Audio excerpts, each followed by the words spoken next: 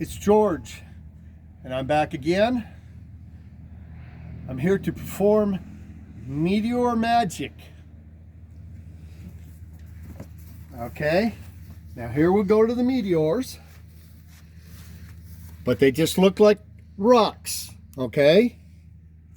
And this is what I'm having to put up with. People don't understand. A lot of people say, well, they're just rocks, but they're not. And they're extremely heavy. Now, I am here to perform meteor magic. I'm going to turn these rocks into meteors. And I'm going to do it with a hose. Because when you get meteors or meteorites that have landed in a creek, the creek water preserves the fusion crust. And I'm going to make all the fusion crust on them appear and all the burn marks. And then people will understand what I'm going through. But they look like just regular rocks because they're dry.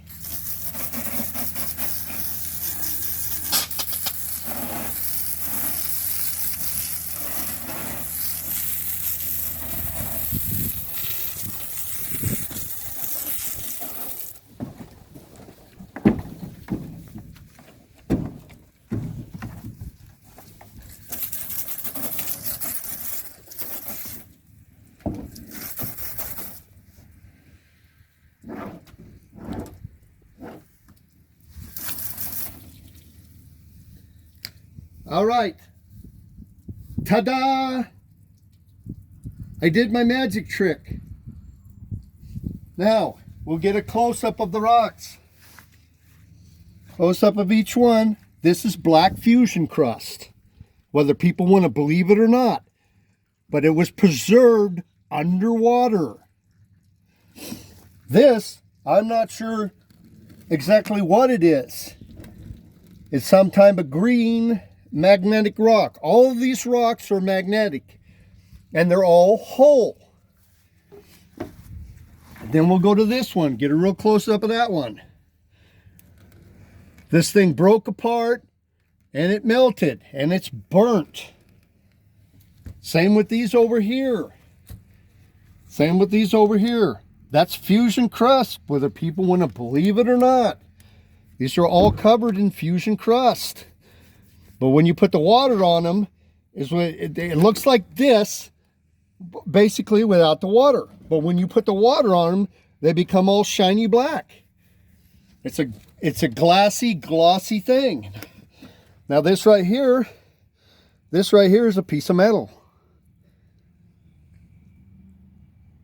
But people don't understand, okay? They think that this stuff, they think that it's impossible. It's impossible for them to exist. Well, I got another video, and I'm going to read something that's going to point out to exactly what I've been saying. And whether people want to believe it or not, these are meteors. They're rocks from space, whether people want to believe it or not.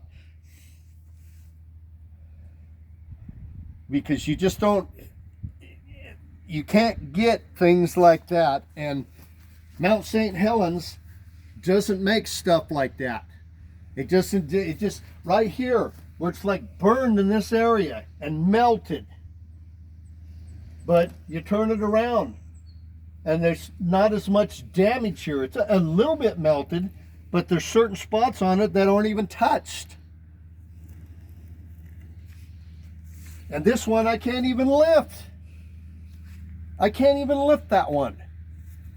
Now we'll go down here. Now, people think that these aren't. Well, they can't be. We'll take this one.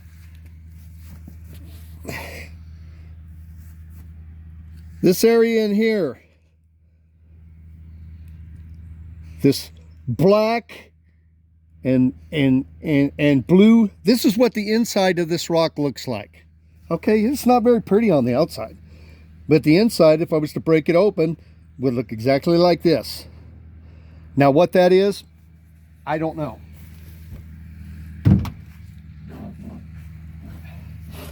Here's another one. Here's another heavy one. Of course, I don't know what this is composed of.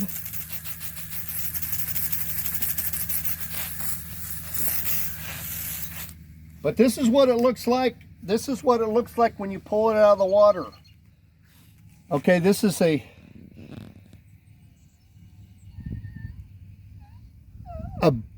bluish white turquoise. Looks like dark blue and light blue.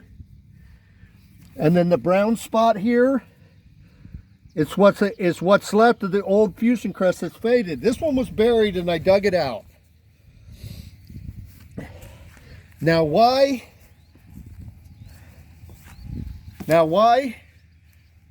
these things didn't break up and didn't melt is what I'm going to explain in my next video. The next part. This is going to be one part. There's going to be another part that goes with this one.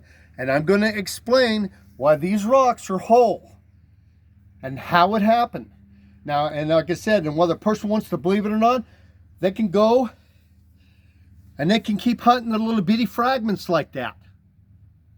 That's fine with me. If that's what they want to do, spend thousands of dollars, hundreds of billions of dollars to get a fragment, or you can get a whole one here on the planet. And that's all I'm going to have to say for this part of the video.